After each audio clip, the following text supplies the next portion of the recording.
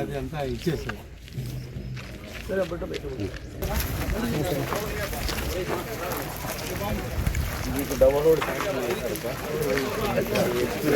సరే బట్ట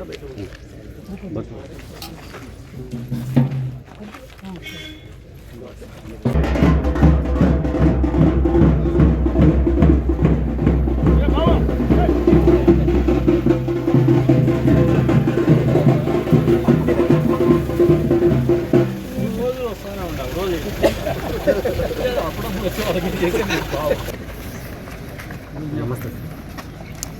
డబ్బులు పడినా పన్నాయి సార్. ఎన్ని ఎకరాలు అవుతుంది మీకు? మాకు 6 ఎకరాలు ఉంది సార్. ఏం పెట్టారు? 4,000 ఒకసారి అంటే 2 సార్లు మొత్తం 20,000 పడింది. పడింది సార్. పడింది సార్.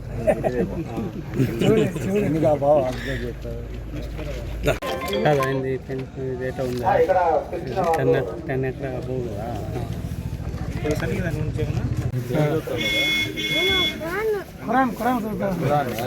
मद्रासा में तेलुगु आता नहीं बराबर आता टाटा आड़ा आड़ा पूरा आता नहीं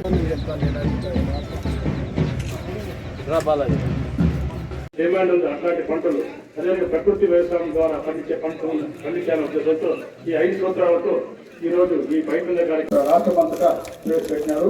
అదేవిధంగా మన కదిరి డివిజన్ సంబంధించిన 6 మండలాలు కూడా నిర్విఘ్నంగా రాష్ట్రంలో ఉన్నటువంటి రైతాంగాన్ని ఆదుకోవాలనే ఆలోచనతో ఎన్నికల్లో ఇచ్చినటువంటి హామీలో భాగంగా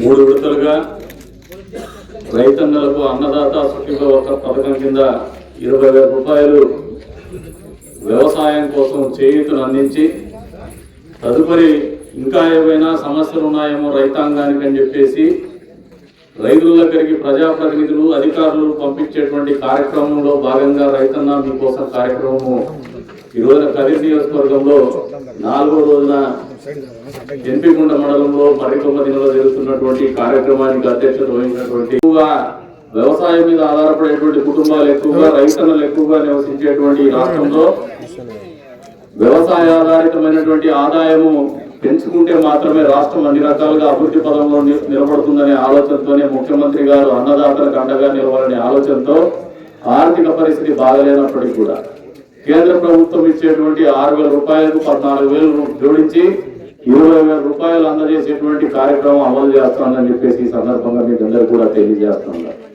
మొదలుకున్నటువంటి రైతన్నులందరూ కూడా రాష్ట్ర ప్రభుత్వం తరఫున శుభాకాంక్షలు తెలుపుతా ఉన్నారు.